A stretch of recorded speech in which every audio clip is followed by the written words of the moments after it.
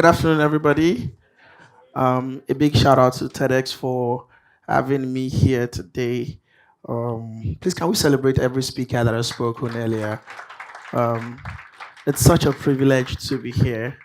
Um, my talk this wonderful day is beyond the picture. It's very beautiful that the previous speaker was talking about an image of herself that she once had and the image of herself that she has now. I studied psychology from Obafemi University, Ile-Ife, and after like 6 years, people say it's in my bio that I graduated. I did not graduate from OAU Ife. They graduated me. There's a difference. And I came into photography 2016, so next year makes it 10 years that I've been doing this. And in those 10 years, I've photographed a lot of people and I've seen human beings. And human beings are the most beautiful, the most simple, yet the most complex creation of God. When I walked into this room, I saw at least 6 people that I had photographed. And you say, what?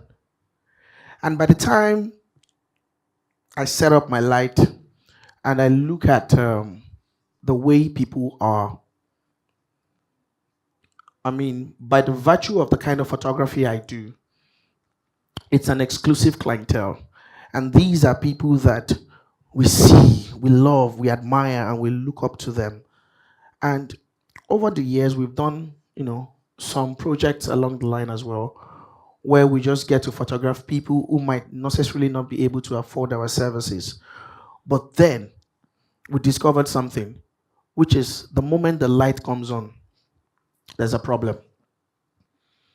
And I realized that most of the best pictures that I've taken are not the ones where I had the most technical light setups, not the ones that I shot with the best cameras. They're often the ones where I was able to see through who this person actually is. I remember a particular photo shoot that we had finished, and I brought out the screen and I showed the photograph to the woman, and she just burst into tears. And she was like, "Is this me?" And that's our very first photo session ever. And she was like, "Yemi, is this me?" I said, "Ma, it's you." She said, "For the very first time in my life, I look like someone that is actually proud of herself." And I didn't know what to do with that information because now I have this highly awarded billionaire crying in my tiny studio and saying she had never seen herself like this. And I think for me, it's a gift that I get to see people in their most vulnerable states. Photography can be a very beautiful thing. Image creation can be very sensitive. Because, I mean, you have people trusting you with their image. And when I say beyond the picture simply states that when you look at this particular image, what do you see? You see a very bright colored person, very fair. And the title of this particular piece is Alawo Dudu. Because I walked into her mom's store where she was selling amala. And I walked up to her and I could see her already gathered up. You know the way fine girls can be. I said, "Me fair. I just want to take some pictures." And then I could see her sister already doing like this, like, "What do you want, my sister?" "I just want to take some pictures." And then we took this. And then when you look at an image like this and you say the title is Alawo Dudu, which means the black-skinned one, then it makes you question the concept of race, the concept of identity. And then you begin to think, who are people really? And for so long, the images that you have of yourself and the idea of who you think you are most times was not intrinsically discovered. It's people that told you. It's people that said, you are fine. It's somebody that said, you are a fine girl. And you believed. It's somebody that called you fine boy. And you believed it. It's somebody that also called you ugly. And you believed it. And then so the image of ourselves that we have, it runs deeply, deeply, deeply beyond the pictures that we see when we stare in the mirror. And these things affect the way we do our everyday activities, the way we carry ourselves, the way we move, the way we relate with people. So one of the gifts I have that I've been bestowed upon is to be able to show people who I believe they are. Because I don't think I can dictate to you who you are. So when people come to me and they say, Yemi, I need you to photograph me, I take it as a ministry, because then I get the opportunity to sell to you a perspective of you that I have that I can bet that you've never really seen before. Now it's common practice in my photo studio. People see their pictures and they cry. The first times it happened, we didn't know what to do with it. We didn't even understand what was happening. And then I photographed someone and she said, Yemi, I've never felt beautiful. And this was someone that men were really, really, after her. And then so you now be like, oh, I go to saw your Instagram, something, all the briefs like vacationing in Cancun, doing all those things, serving faces, mwah, mwah, mwah. You never really felt beautiful. He said, Yemi, this is the first time I'm actually feeling beautiful. And it wasn't even about the makeup, because our makeup was not even on yet. So this is my conversation with you today. If you're going to shift, if you're going to experience metamorphosis, it begins with a shift in how you first see yourself. Before the butterfly flies, it stops seeing itself first as a caterpillar. And before anybody becomes anything, you must first see that image in yourself. I was talking with a group of young men yesterday, and I told them that you can never become a version of yourself you've never seen and accepted. You can't. It's not possible. And this is a question that a lot of us as Africans have shied away from for a very long period of time. Just because a set of people came and they made you feel as if anything that is yours is bad.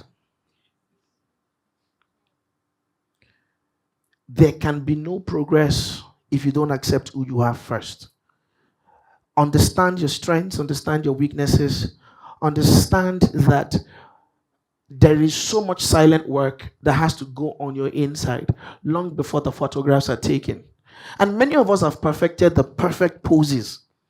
And we don't just pose for the camera, we pose for the world.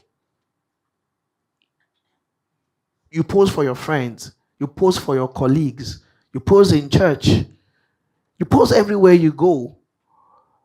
And you pose, and the most dangerous pose is you pose for yourself. And you have this idea of who the world has told you to be, and you've decided to remain as that. When it comes to images, I call myself an image engineer. Or sometimes a perception architect. And our work simply is to change the way things are perceived.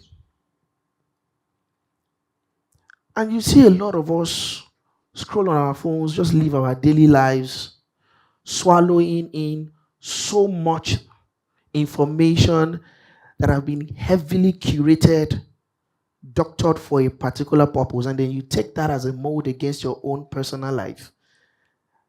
And then you wonder where the pressure is coming from. My job here today is very simple. Just take a very good look at yourself and look at where you're coming from, look at your journey, take your own picture. Now, I'm not talking about a selfie that you're going to take with your phone. I don't know how many of us look into the mirror and actually tell yourselves the truth. Because when the cookie crumbles, you are left with just yourself. And this is Lagos, this is Nigeria, this is the corporate space, this is the media space. It's a very highly polished industry where you must speak in a certain way, you must look in a certain way, you must talk in a certain way. And then under those layers and layers and layers and layers of expectations and influences, you've forgotten who you are. Whereas the key to being remembered in life is being your authentic self. A wise man once said, the best thing to be is to be yourself. Because every other person is already taken.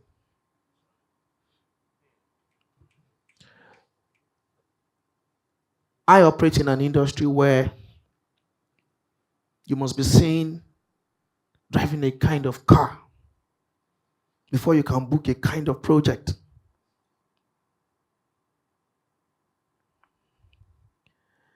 But I chose a different way. I drive a nice car.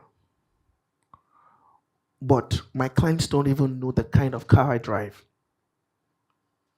I said, look, for me, when it comes to photographing people, what's important to me about you? So when people reach out and they want to take photographs, we don't rush into what you're going to wear. We don't rush into your hair. We don't rush into the shoes. Who's going to style? Who's going to... I just want to know you. Because that's when I can do my job of telling a story about you that you have refused to listen to for a very long time. And I feel like probably what makes people cry is that finally they are confronted with a version of themselves they've not really wanted to see. So I don't know whether it's my person or the psychology I studied. Somebody was asking me, what's the correlation between photography and psychology? I said, now P started it too, now why finish them? But there is always something deep about the work. It's never just really pictures. If it's just really pictures, anybody can do it. It's flipping the mirror, holding it firm in people's faces, and telling them that this version of you exists. I remember a particular project that we did with Lagos State's Domestic and Sexual Violence Agency, where, and I think it's one of my proudest moments as a photographer. When this woman worked, so what they did was they went around and they were talking with victims of, domestic violences. They would pick them and they would rehabilitate them. And they brought this particular woman to my studio, part of the rehabilitation process, just wanted to celebrate some milestones that she had achieved. And they said, Yemi, we're going to take some pictures of this woman. And then she walked into the studio. And the moment I moved close, I just wanted to greet her. She was shaking. She shook. She shook. And I knew that kind of project was a very sensitive one. So my wife is a makeup artist, so we had her do the makeup. So I had to first introduce my wife to her. Madam, this is my wife. I don't beat my wife. And by the time they had shown us pictures of her body, because they were asking us, can we use Photoshop to cover this black place? Can we cover this back? And I'd never seen, for the first time in my life, that was the very first day, beating black and blue made sense. It's actually black and blue. We need to take care of the boy child more. And then, as the photo shoot progressed, We started seeing her come out of her shell. We played some music. She started dancing. And she started smiling. But she didn't smile until we took some few pictures. And we showed her. And she started crying. I can't remember the last time she ever felt strong, beautiful, seen, celebrated. For me, it wasn't about the photographs. For me, it was about using my cameras, my light, my own perspective to strengthen a mother that is supposed to be the pillar for our children. It's about just having that brief moment where I could inject strength into someone. And I don't even know what that might ripple into, but at that point of interference, we were able to do something for her. And by the time we presented the pictures to her, she was shaking. And I think that's the power that images carry. And I want to beg us all today. I want to beg us. Whatever it is you do, wherever you work, whatever project you're working on, wherever you find yourself, I'm begging. First, know who you are first. I see a lot of Africans travel into several spaces and shrink simply because foreign delegates are around. You. People where they fear you.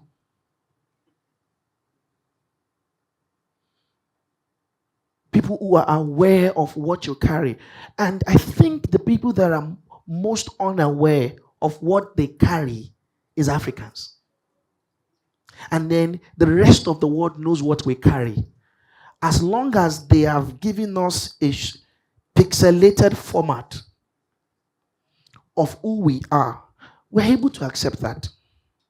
And as long as we decide to not see ourselves as we truly should be, then Africa might never rise to its full potential. But it doesn't start with Africa as a continent. It starts with you. You.